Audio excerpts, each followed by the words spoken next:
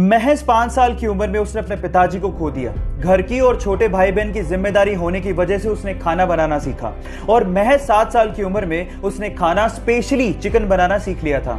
लेकिन जब भी वो जॉब के लिए बाहर जाता उसे ठोकरें ही मिलती। जॉब ना होने की वजह से शादी के बाद उसकी पत्नी भी उसका साथ छोड़ के चली गई और 60 साल की उम्र तक आते आते अपना पेट पालने के अलावा उसने कुछ नहीं किया।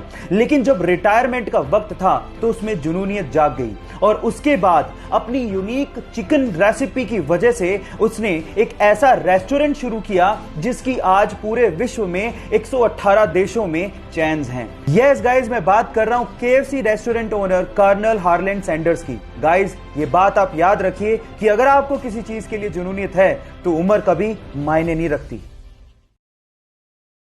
वो हरियाणा में एक सरकारी कर्मचारी था। उसके बाद उसने रिटायरमेंट लिया, लेकिन रिटायरमेंट के बाद उसकी जिंदगी पूरी तरह से बदल गई। वो डिप्रेशन का शिकार रहने लगा। उसे physical problems, medical problems, mental problems तक होने लगी। 1.5 साल तक वो बेड पर ही पड़ा रहा और किसी के सहारे के बिना तो वो उठ भी नहीं सकता था। लेकिन उसके बाद उसने अपने दिमाग को समझाया, अपनी विल पावर को जगाया और आज वो बंदा 60 की उम्र में एक सीनियर एज रैंप मॉडल और एक एक्टर है। Yes guys, I am talking about Dinesh Mohan. Guys, यहां सीखने लायक बात यह है कि अगर आप कुछ भी जिंदगी में नया करना चाहते हो तो age is just a number. उम्र च की रखिया, स्पिरिट होनी चाहिए। अगर कोई इंडियन मंगल ग्रह पे भी फंसा हो तो उसे इंडियन एम्बेसी वहां से बचाने और उसे निकालने जरूर आएगी। ऐसा कहना था हमारी फॉरेन मिनिस्टर रही स्वर्गीय श्री सुषमा स्वराज का और कुछ ऐसा ही हमारी इंडियन एम्बेसी ने करके भी दिखाया। जब चाइना की वुहान यूनिवर्सिटी में कुछ भारतीय स्टूडेंट फंसे हुए थे तो रातों रात उन्हें वहां से हमारी भारतीय एम्बेसी ने निकाला। ऑलमोस्ट 323 पहली बारी में और 324 दूसरी बारी में स्टूडेंट वहां से इवैक्यूएट किए गए। गर्व है मुझे मेरे भारतीय होने पर। अगर आपको भी गर्व है तो चैट सेक्शन में जरूर लिखिए, proud to be an Indian. बचपन से ही म्यूजिक में इंटरेस्ट की वजह से शास्त्रीय संगीत की तालीम उसे तब से ही दी गई। 18 की उम्र में उसने फेम गुरुकुल नामक एक म्यूजिक कंपटीशन में पार्टिसिपेट किया, लेकिन इतनी मेहनत के बावजूद भी वो 6ठे स्थान पर ही रह गया। इसके बाद उसे समझ में आया कि म्यूजिक में उसे और डेप्थ की जरूरत है। अपने सर्वाइवल के लिए उसने मुंबई में कई म्यूजिक कंपोजर्स के अंडर काम किया। फाइनली अपनी मेहनत के चलते बॉलीवुड में उसे अपना पहला ब्रेक फिर मोहब्बत सॉन्ग से मिला। फिर मोहब्बत सॉन्ग तो सबकी जुबान पे चढ़ गया, लेकिन वो सिंगर अभी भी इतना फेमस नहीं हो पाया। लेकिन उसने हार नहीं मानी। फाइनली आशिकी 2 के तुम ही हो सॉन्ग के बाद वो रातों रात सुपरस्टार बन गया।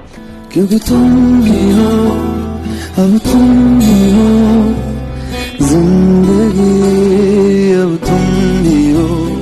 गाइस, अब आप ये सोचिए कि अगर उस सिंगर ने कंपटीशन हारने के बाद हार मान ली होती तो क्या वो आज अरिजीत सिंह से द अरिजीत सिंह बन पाता? इसीलिए नेवर गिव अप। अरे यार, नेट कनेक्ट नहीं हो रहा, बल्ब ऑन करना जरा। अरे हाँ, अब हो गया। अब लोग क्या लग रहा है मैं मजाक कर रहा हूं? आने वाली टेक्नोलॉजी ऐसी होने वाली है जब आप सिर्फ एक बल्ब ऑन करोगे और आपका नेट चल जाएगा।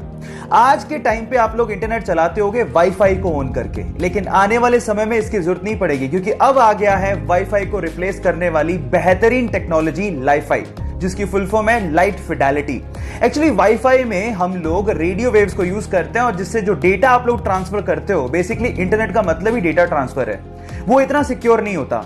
लेकिन लाईफाई से यानी कि लाइट फिडेलिटी से जब आप डेटा ट्रांसफर करोगे तो वो ज्यादा सिक्योर्ड भी होगा, ज्यादा स्पीड से भी होगा। और इस टेक्नोलॉजी को देने वाले का नाम है हेरोल्ड हस। तो बंदे के लिए एक लाइक तो बनता है।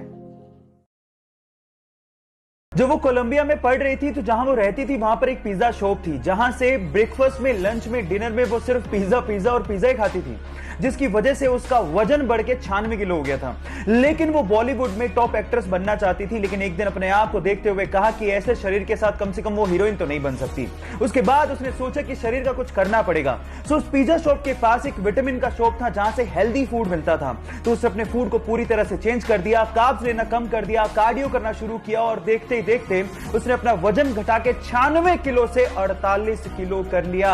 Yes guys, I am talking about सारा अली खान, जो आज के समय बॉलीवुड में मोस्ट इमर्जिंग सुपरस्टार्स में से एक है। पर आप क्या जानते हैं कि सारा अली खान के इस ट्रांसफॉर्मेशन के पीछे का राज क्या है? इसके पीछे का राज है विल पावर। अगर आप एक बार किसी चीज को अंदर से ठान लो तो फिर आपको उस चीज को करने से कोई रोक नहीं सकता।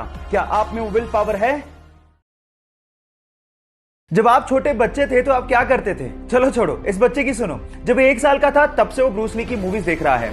अपनी टाइमिंग ब्रूस ली के जैसा करने के लिए उसने ब्रूस ली की सारी मूवीज चार्ट डाली और 4 साल की उम्र तक आते आते उसने ब्रूस ली के सारे स्टंट सीख लिए।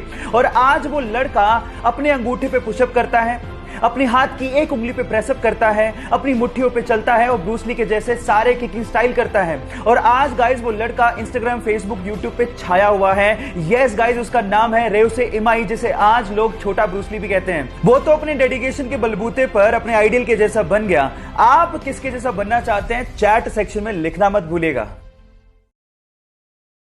सुबह होते ही झोला लेके वो घर से बाहर निकल जाते हैं, पर अपने काम के लिए नहीं, बल्कि उस काम के लिए जिससे दूसरे की जान को बचाया जा सके। वो पेशे से डॉक्टर नहीं है, लेकिन जिसकी जान बच जाती है उसके लिए वो भगवान से कम भी नहीं है। सुबह होते ही झोला लेके वो गलियों में निकलते हैं और लोगों से अपील करते हैं कि उनके घर में अगर कोई अनयूज्ड मेडिसिन है तो उसे वो डोनेट कर दें।